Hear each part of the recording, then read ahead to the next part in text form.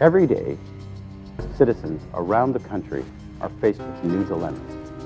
Dilemmas that affect them profoundly. Whether it's injustice, discrimination, falling through the cracks, scandals and cronyism, balances of power, ethics, religious freedoms, state versus citizens, and unfunded mandates, and the list goes on and on and on. Welcome to Speak Up. It's directed at those who have fallen through the cracks, and it gives them a voice. It's your turn to speak up, to stand up and fight back.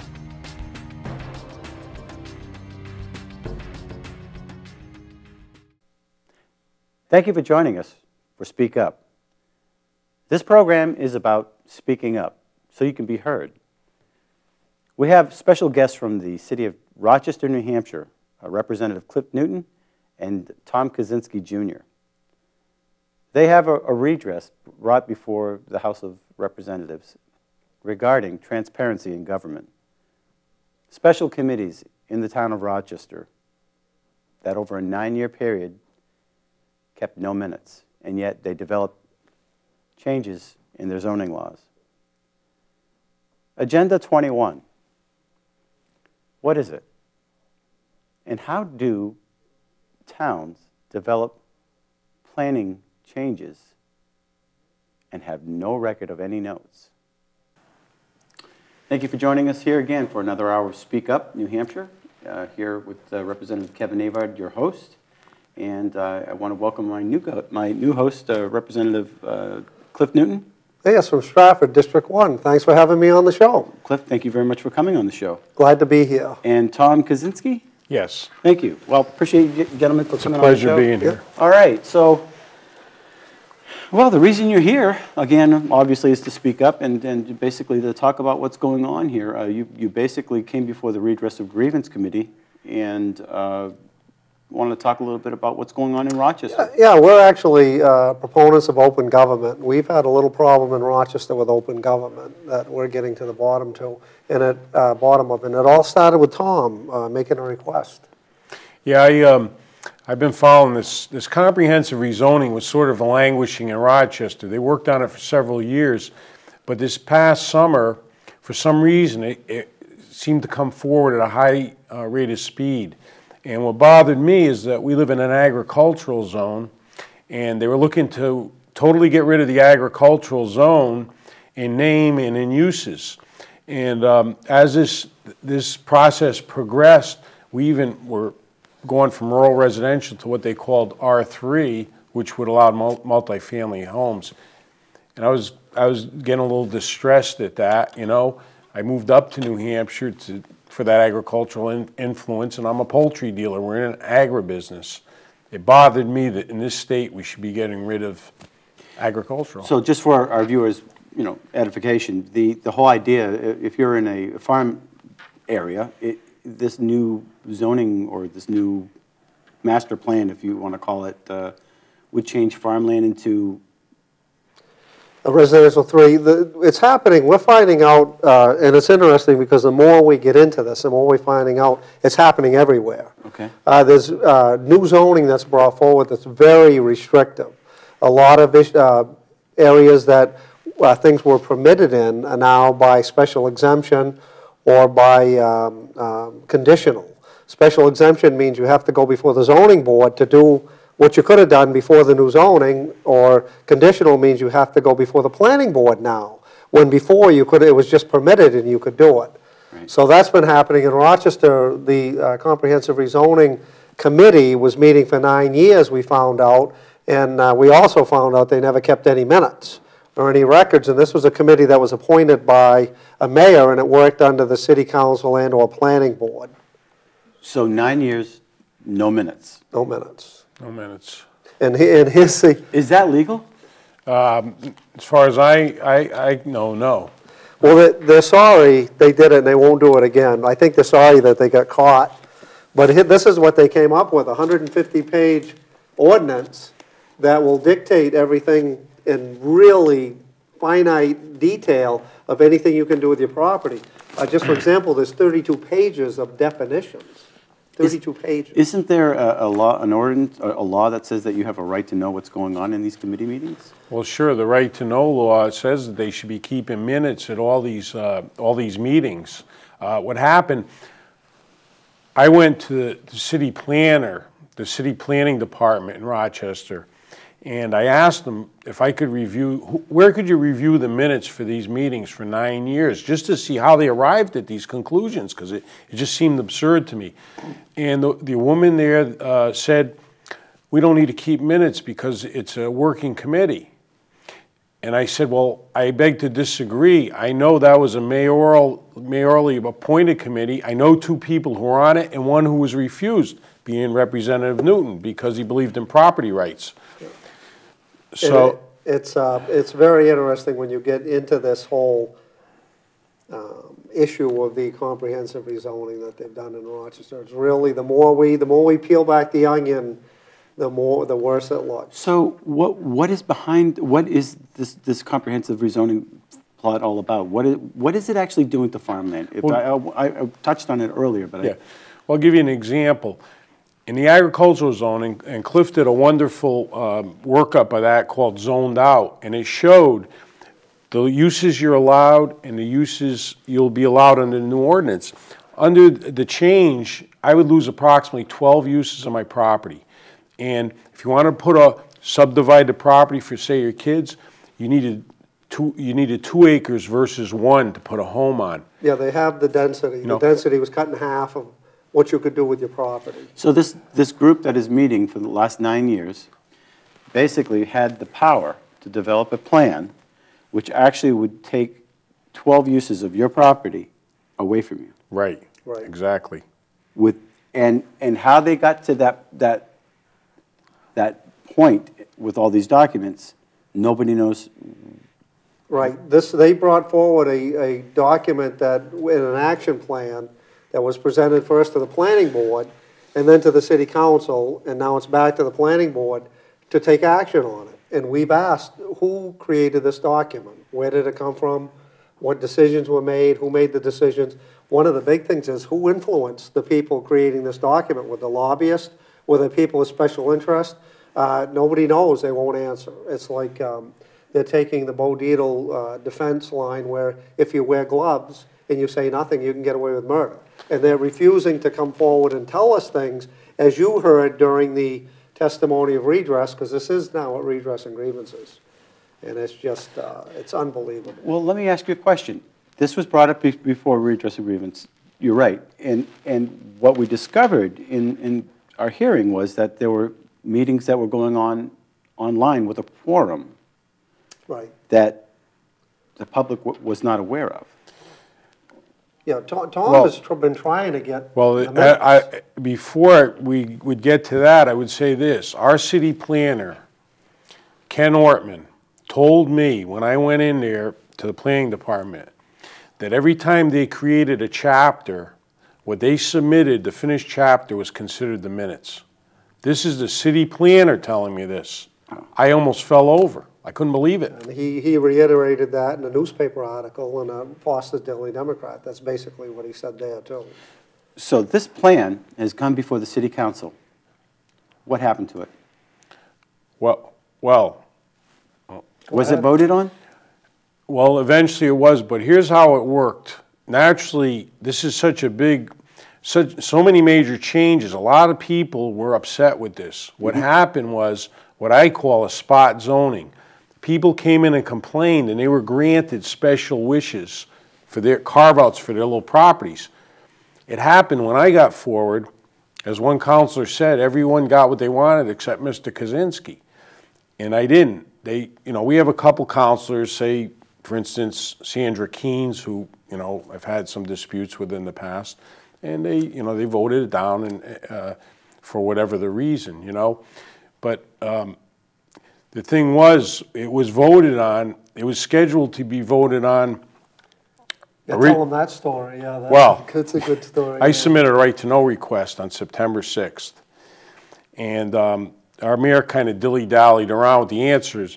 I went again September 13th with another one. And We should say he was just asking for the minutes. He wanted to review the minutes of the Comprehensive Rezoning Committee, and they were stalled. and the members, et cetera, you know, but they were pretty simple requests, we thought, anyway.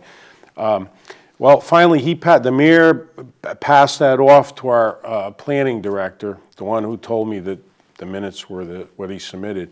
And he told me I was asking for so much information, he couldn't possibly get it to me till October 7th. Coincidentally, the vote on this plan was supposed to take place on October 4th. I happen to be in City Hall. I don't live down there, but I happen to be in there September 20th, the day of the public hearing, and they said they moved that up, the adoption, to be September 20th, the same night as the public hearing. Interesting. Almost as if they could sense something was unraveling here. Right. Because it was getting to be, citizens were talking about, with the zoned out flyer that we put out, they were seeing things that were currently permitted, a bed and breakfast, a veterinary hospital, and agriculture, now would have to go before the planning or zoning board. They were not going to allow you to do that. And even things like, well, farm stands, was that included in it? I'm not no. You don't have that document with you, do you? The zoned out.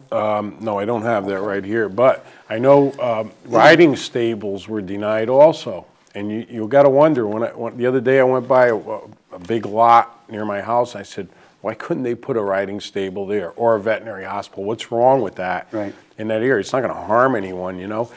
But these were agricultural uses. Myself, I would be grandfathered right now, but the problem is if they change that zone, we'd be a non-conforming use and have to beg for a different use. Should I decide to get out of the business, or when I die, my wife, my young daughter would want to sell the property or use it, they're taking away options on that property, as they are with other people all over the city. Yeah. Now, here's Cliff, one question. This zoned out, I wanted to, is this something people can see online, or is there a way that they can get a copy of this? No, it's not online right now, but it probably could be. Excuse me. If somebody wanted to get a copy of zoned out from you, how would they contact you? They could call me, I guess, at 603-332-5643. Okay. And get it. I don't know if anybody has it online, but basically a bed and breakfast, as we said, was not allowed where it was. Roadside farm stand, you'd need a special exemption. That means you'd have to go before the zoning board. Veterinary clinic, commercial stable and riding academy, outdoor recreation, a church, public or private school, recreation area, day camp, daycare center. These are all things that are permitted now, but you'd have to either go before the planning board for a conditional use or the zoning. This is how egregious this zoning is that they brought forward. They're really restricting property rights. I'm still kind of stuck on the fact that there's no minutes, and somebody's pushing this. There's a driving force behind this rezoning, and I'm really not into conspiracy theories. However, we recently voted in the House something to do with is it Agenda 21 or UN 21? We're actually going to be voting on it tomorrow. It's been through committee, and I'm skeptical of Agenda 21 also because you hear so much about it, and you're like, oh, geez, there's a conspiracy theorist, and you'll see black helicopters and stuff. But as you try to put your hands around it, which Tom and I have tried to do, the more we get involved with this, the more we try to put our hands around what's happening, the more we say, son of a gun, this is happening everywhere, and it's not just Rochester. The big thing in Rochester was the committee met and kept no records. And that's important, more so than the right to know law. Right. Article 8 of the New Hampshire Constitution, when they take our constitutional rights away, which they did by denying us access to records. Article 8 says citizens shall have a right to access of government proceedings and records. As you and I know, once we're long gone, if there's no records, there's nothing to say what we did or show what we did. It's more important than the actual people doing it. It's the records to show that what was done.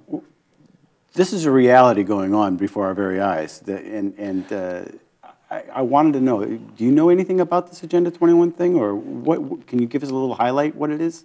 Absolutely. Did you want to? Well, all I can say is this. I'd like to go back in time to 1999, and our present chief planner billed himself as a new urbanist. And this new urbanism, you know, you kind of wondered what these things are. They want concentrated, kind of like villages from the 18th century, concentrating your walk to work, bicycle paths, you know, discouraging auto travel.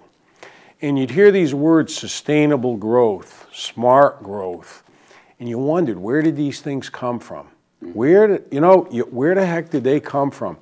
Well, and it was recently, within the past month, when I looked at some of this Agenda 21 stuff, and you're hearing these words. These are the buzzwords in there. Our planner talks about best planning practices. I asked him, what are they?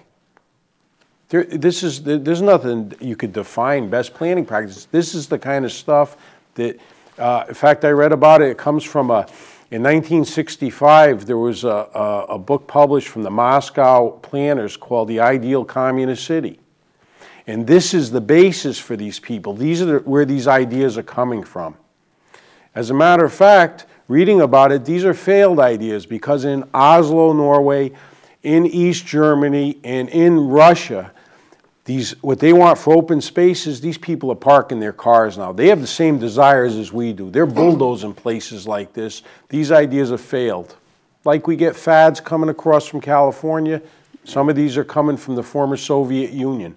These people, they're patient. This Agenda 21 came out in the early 90s. It seems to be trampling on property rights. Oh, absolutely. Right. Through restrictive zoning is how they're doing it. Right. UN's Agenda 21 is in your community by Henry Lamb. If you Google Agenda 21 and put highlights, Agenda 21 highlights or something, or go online and put Henry Lamb, UN's Agenda 21 is in your community. He talks about things in here, and it's a very short article. He talks about things where he shows how a facilitator will come in and set an advisory group up, and they'll do the zoning, and then they'll not make believe, but they'll have public hearings to make the public feel like they're part of it when they're really not, because the agenda's already there, and it's just a matter of going through the process to get what they want. And they have to make it look like the people are involved, but they're really not. It's kind of what's happening now with the planning board.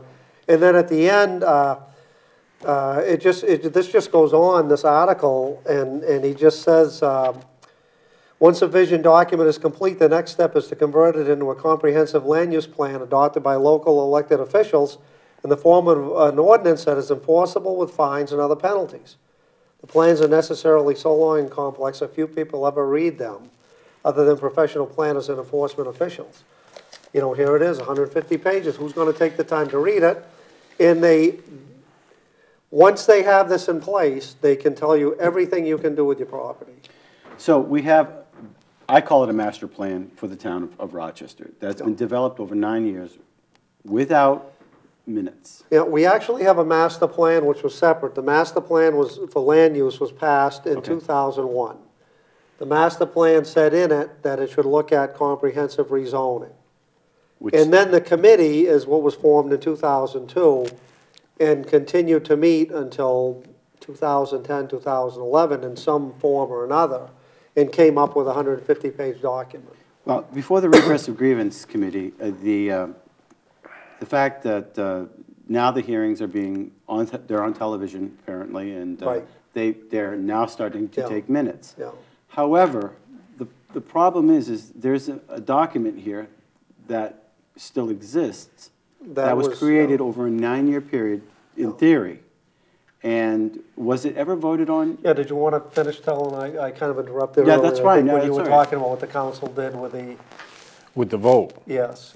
Yeah, well, the Mayor Jean prefaced the meeting by saying there was a right to know request, because he was trying to kind of calm things down. And this was getting back again to September 20th, which was a few days before they were supposed to. Right. And that's where you were, I think. And there were several people, the majority, there were probably 20-plus people that spoke all against this. And a lot was brought up about the lack of minutes, the secret government. And it just fell apart for them. So they, we look at it, it was a political move. They voted this down. This was close to the election. This would have been something. Somebody got pinned on them. Yeah, they voted it down. Right. Okay, so the document still exists. It went before the city council. The city council, because of the protest, Voted it down. Right. Right. And the lack of minutes. Now, I approached the mayor at the next meeting. I said, this is all over now. You voted it down. Now you got to start from scratch. No, we're just going to use this. So they started right over at the next meeting to work from the same document. They even had previous maps that they used where they had given out these special favors. Nothing stopped. It was as if it was just it was technically a technicality to end this, but it wasn't ended. It was they used the same papers, these colored papers I have here with all the uses on them. These are the same definitions and uses. Nothing changed. They never started anew with this. It should be stated that once they voted it down, they said, well, we're just going to meet as a committee as a whole, and we'll go through this document, we'll make it nice, and everybody will be happy. So are they just going to relabel it and present it to They've the town done that, again? but they tried for 2 months to do it as a committee as a whole and got nowhere, because this is fruit from a poison tree. The document is tainted, it's not good, a good document, so they ended up sending it back to the planning board with no fanfare. It was just... No formal move, no vote. It just, January, it was passed on. The mayor said, I'll meet with the planning chair. And then it was in the planning, it was at the planning board. But you're absolutely right with your question that you said, because the first meeting of the planning board where they were going to discuss this, the rezoning and what to do, there's a member of the planning board who's also a city councilor, and he kind of led the charge. And he says, I want to change the name rural residential back to agriculture, because that's a problem. And one of the planning board members says, well, wait a minute. We got section 42, there's no rural residential in it. It says agriculture now. How can we change it if there's nothing to change? The rural residential was in this 150-page document is where it was, that was voted down, that doesn't exist. And the planning board voted to change something that doesn't exist. They changed rural residential back to agriculture, but they're operating under the old Article 4, Section 42, which doesn't have rural residential in it anyway. Well, let me ask you, has there been a formal request for the city council to start from scratch? Oh, yeah, we Yes. begged them. Oh, boy, Begged them. forget it. And they voted it down unanimously? Or They didn't even vote on it. They just ignored us, basically. has the Attorney General been notified or brought into it, or is there a jurisdiction there, or? What I found in the past is the Attorney General is very reluctant to interfere with local politics. And, you know, I've seen it over and over where they're very reluctant. Okay, the name But of we this haven't program, brought it before them, no. the name of this program is definitely Speak Up, so let's name some names. There's 5 names that seem to be a recurring on this document Oh, yeah, over the last yeah. 9 years. Yeah. With there's no minutes. Who are they? The 5 of the main players are Sandra Keynes. Her name is all through this. She's on a bunch of committees. Who is she? Sandra, City councilor, state representative, appointments committee. She's on just about everything, it seems like, Police in the Buildings city. Needs Committee. It's a rhetorical She's on the question. Historical District Committee. I wanted to point out she's also on Redress of Yeah. Grievances And Committee. you know something, these are all of the other committees keep minutes. Yep. But the Comprehensive Rezoning Committee chose not to keep minutes. They kept minutes for the first 2 or 3 meetings, and they chose not to keep them. All right, so And that that's- you had, We have her. okay. Also, there's a current city councilor, David Walker, who has been on this committee pretty much since the get-go, off and on. He became mayor. When he was mayor, I believe he chaired the committee, although they won't answer that question either. He also changed the committee to a joint comprehensive rezoning committee, which was made up of city councilors and planning board members. Now, there were 6, between the mayor and city council, we have 13 members. The Joint Comprehensive Rezoning Committee, when he was mayor, as far as we can tell, because they won't tell us everything, there were 6 city councils, 1 short of a quorum, and 4 planning board members, and an attorney and a person who was a businessman in town. So out of all those people, you had 10 people that were either on an appointed board or elected officials, and they never kept minutes. Well, anyway, you had Councilor Walker, who's driving this presently in the planning, because he's also on the planning board, the city council representative to the planning board. Former Councilor Chuck Grassi, who was always up to his neck in this. Yeah. He was a planner in 4 separate communities. For some reason, he had to keep moving on. And then 2 of our city employees, the head of planning and development, Ken Ortman, and our chief planner, Michael Barrett, the new urbanist. Yeah. These are the 5 people that have been involved with this right from the start and have always had their hand directly in this. One of the things that I will bring up is I was on a planning board in the city of Franklin for a short period of time, but one of the things I learned that it's very hard to please people, number one, being on the planning board itself. Right. We definitely kept minutes. That was the first order of business that we did. But what is to stop somebody from saying, and I'll have you address this, you're just sour grapes, man. You're just a grumpy old man with a conspiracy in your head. What's wrong with that statement? Well, what's wrong with it, in my view, is there's still no records of minutes. They can call us whatever they want and say whatever they want. But the fact is the fact. You met for 9 years. You brought a 150-page plus document together. Your defense is they were non-meetings because you never had a quorum, although we can refute that and dispute that over and over with more information than they've got saying they didn't do it. And the end result is the 150-page document that you gave as an action item to both the planning board and the city council. Make no mistake about it. We're not saying the city council and planning board didn't keep minutes, because they did. It's the comprehensive rezoning committee that met. They said the meetings were posted, but they weren't really well advertised or televised. And they did meet, and what's interesting, in doing a little research, I had talked to the Redress of Grievances committee and said I had some tapes of some of the comprehensive rezoning committee meetings, and I found 2 or 3 of them. And I was reviewing one the other day, and it said January 15, 2003 was the date of that meeting. And in all their information they gave to you guys, I'll stack this high, their meeting schedule goes from December of 2002 to February of 2003. There's no mention of the January 15th meeting that I've got a videotape of. Interesting. Now, one of the things that kind of, when the rebuttal came before the redress of grievance, the attorney said, listen, we're filming, it's on TV, we got a popular mayor, no harm, no foul, we fixed it, it's all better. Let's just move on. Well, you know, I think of, say a guy robbed the Citizens Bank 10 years ago, and his conscience got to him. He said, I did the wrong thing, so he got married. He moved down to Main Street in Rochester, had a family, he's got a couple kids, he volunteers at the ballpark, he's very active in the church, and he's kind of changed his life around. But the fact is, the $100,000 he stole is still there, and it's still a crime. Maybe that would help him at the sentencing hearing, how he turned his life around, but the fact is the crime's still there.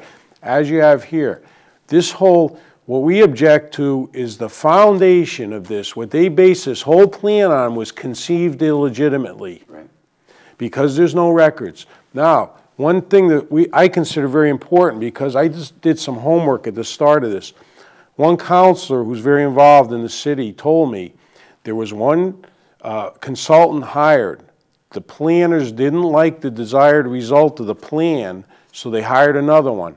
Now, the second one, we know they paid him $22,000. We do not have evidence of the scope of the work they did. The first one, they claim they have no records. We don't know how much was paid, because it's past the period of time where they keep records. I asked for that on the right to know. Now this is... Oh, so okay, I get it. I asked for that, And no, and yet the document still exists, and it's still being used as a guideline. Now, the other thing I would say to what you said about the popularity and stuff, Rod Blagojevich was very popular in Illinois, and he's now getting gray in prison, isn't he? Well, apparently. You know, if that's what the terminology or the philosophy you want to use. All right. With the one of the thoughts also that the attorney that did come before the redress of grievance, when I showed him that document where there was a quorum of an email being circulated of everybody on, was it the planning board?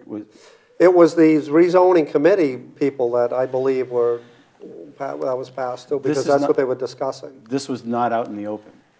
This was done through email. There was no, it wasn't incorporated into any minutes. Yeah, and you found that. That was in their stack, which is on the city website. However, you see that email, but you don't see any ones preceding it or following it. That's all you could see, so you can only guess it with the kind of conversation. But there was some rather terse replies by the counselor. And, So. and what I thought was really interesting was the attorney saying he felt like he was being blindsided and needed time to review the document, yet that was a document that he presented to the Redress of Grievances two weeks previously. before. Right. So here you're saying, I haven't seen this, but wait a minute, you presented this to us, and Tom found a document which kind of got misplaced and he's looking for, where it makes reference to another email, and the document you had was 6 or 8 months after the document for the email. So there possibly is other emails out there in the ozone that they haven't provided them. Which he eventually admitted that he could not disagree with me that this was a quorum. Right. And it was, he eventually capitulated on that particular argument. By the way, the counselor who put out that email was supposed to testify that day, but for some reason his name was withdrawn. He was signed up to speak. He was signed up to speak. So You know, something, go ahead. Molly just might have had a little shyness or something. Yeah. I don't know. Well, we wanted to bring this to light for certain. I'm just kind of wondering, where do we go from here now?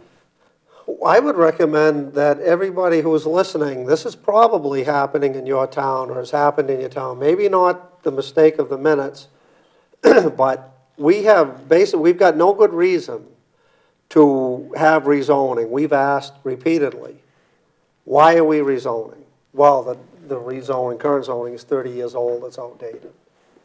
If you use that philosophy, almost every law, as you know as a state rep, almost every law in the books is 30 years old or older. Now, is the House of Representatives or the Senate going to say, geez, this is 30 years old, we need to repeal it and start over? No. We amend laws as necessary. That's what should happen here in Rochester. They don't want to do that because they want to promote, in my opinion, Agenda 21, have severe restrictions on private property, which is the first step towards taking it over. And the only way they can do that is through this whole comprehensive rezoning. And we've asked them repeatedly, you've got public input at the meetings. The planning board, I'll give you an example. They get up there and they don't like it when we get up because we always talk about, this is not a good thing for the people. Well, we want positive input. I said, but you have on your agenda discussion on Chapter 42, which is the current zoning. You don't tell us what you're going to talk about. There's no handouts until we get to the meeting. Public input is at the beginning of the meeting, so we have to say or guess what you're going to talk about, give you our views, and then sit there and wait to see if you actually talk about it. I told the chairman of the planning board about a month ago, I said, this isn't fair. I want to be able to see, and I don't know if you were on the committee at the time, but I told the committee I wanted to do that. I want to go before the meeting, I want to see what the handouts are, so we can be informed at public input. I went to the planning department, nope, there's no handouts, so I go to the meeting, there's handouts. So they meet on Mondays. Monday at 4 o'clock, I went to the planning department. I said, yeah, I'd like to see the handouts for the meeting tonight. And the girl has always been very nice, very, very accommodating. She says, there's one more I think you might see. They might talk about this, I'm not sure. So she gives me the document, and because I wasn't sure this is what they're going to talk about, I didn't do much with it. I made a few copies. And when I get to the meeting, there's a stack of handouts. There's 4 or 5 different handouts they put out at the meeting. So here was the chairman telling me, oh yeah, we're going to have that in advance so citizens who want to participate can, and they don't. And that's a little frustrating. And then you get like I say, the agenda for that night, and it just says discussion of Chapter 42. Well, that doesn't tell you anything. Right. One thing the attorney did mention that probably should be worthy of at least commenting on is the fact that there's very little town participation when it comes to these meetings, and he was using that in his argument to say, look, nobody comes to these meetings anyway. Why should we keep minutes? Well, I think, we have one resident, Doris Gates, who attended several of these meetings. What was that, around '05? Right. And she kept records of that. And she has one meeting where there were 17 people present there. You have to know Doris. She kept accurate minutes. She actually testified at the first. Yes. For several of these meetings. And they put requests forward of things they wanted in this comprehensive rezoning. You might as well say it was trashed because it's nowhere to be found. So this is how they respected the views of citizens in Rochester. Again, this was an agenda they wanted. The end justifies the means. And this was going to happen no matter what. They let you put your 2 cents in, but it got chucked out the window. So it's basically a formality. It's a formality, that's all. And public input is not public participation. I've got a community commentary going in, it'd be the last week of March in the local newspapers saying that. It's one thing when you have an exchange of ideas, that's participation. When you public input, you get up and one gentleman got up, he says, who changed my zone? Very simple question. They don't answer questions. You can talk and you can, if you've got 5 minutes, you can stand up and say, I want to know what property rights I'm losing, and you can stand there for the other 4 minutes, they won't answer. That's not public participation. And it gets frustrating as a resident and a property owner to not be able to get answers from these people who are bringing forward that 150-page document. So basically, you want to get rid of this document and start all over, if at all. Right. The master plan, that's one thing, but this is a different plan. This is I keep forgetting the name of it. It's a comprehensive rezoning plan. Yes, and they changed the name of it because comprehensive rezoning was also starting to get a bad name like Agenda 21. So now it's called, what is it called? Chapter 42. Well, Chapter 42, I think, was the old... Yeah. The original plan. No, I think they still call this the comprehensive rezoning. Yeah. Same document, just another attempt. Yeah, and they're saying it's not the same document, but Tom got the handouts from 2 weeks ago, and they mirror the same stuff that was given last year. They're very, as this letter he got on Agenda 21, they're very confusing. If you put the present uses you have under the present zoning and what they're proposing, it's not apples for apples. There's different names. There's different things are a little off, and the way it's laid out is very hard to understand. But they've assured us that if you don't understand the use and it can't be determined easily, they're going to have a zoning administrator in place. That's a new position, a city bureaucrat. It'll save you from going in front of your zoning board of peers, and this gentleman or woman will make the decision as to the use of your property. Now, in this rezoning plan, is it a way for, I guess maybe create a utopian little environment, but on top of that, to generate new revenues for the city? Is that by changing farmland into rural development? If you read some of the Agenda 21 critics online, I think they do make reference to that it is a way to change it. The city will take the position that, well, it's only so much, and it's just if one is charged more, one will be charged less type of thing. Is it population driven, or is it you know what I'm saying? Is it because, are they claiming that because of our population is changing, either increasing or decreasing? Well, how many people has the population of Rochester increased in 10 years? Rochester in the last census went up a little over 6%. It was about 1,500 people in the city of 30,000. 10 years. We're really treading water as far as there's no vast emergency here necessary for a radical. This is a radical change here. I mean, if 10,000 people are moving into your city, say, hey, look, guys, we got to make some changes here. But that's not what's happening. Right. And it's just as frustrating because we can't get an honest answer as to why we need this comprehensive rezoning. And one of the excuses I heard was, well, when this zoning was created, TVs were black and white, now they're color. So that's why we need it. I'm thinking, well, yeah, but you get the same information on a black and white TV as you do on color. So why do we need it? And I keep asking that. Why do we need this? Show us why we need it. And there's people that say, oh, we need rezoning, and say, well, give me examples of why rezoning needs to happen. Have you asked, say, Sandra Keynes, why She's on the city council. Yeah. Have you asked her why we need to rezone? We would have to ask, we would have to call and expect a call in return of her to answer the phone. The city council does the same thing that the planning board is doing. They allow public input, not at their regular meetings. The city of Rochester doesn't have time to listen to the citizens at their regular meetings. During their workshops, they have public input at the beginning where you can ask stuff, but they don't answer you. Well, finally, gentlemen, let me ask you, what is the media doing with this? Well, we've gotten, there's several articles have been in the paper since this period, and I think they've been reporting on it pretty fairly, the Foster's Democrat. See, Foster's was also, well, one thing we never got to was they had a right to know suit against the city of Rochester in 2004. Who put that right to know up? The city of the Foster's Daily Democrat, two of the reporters.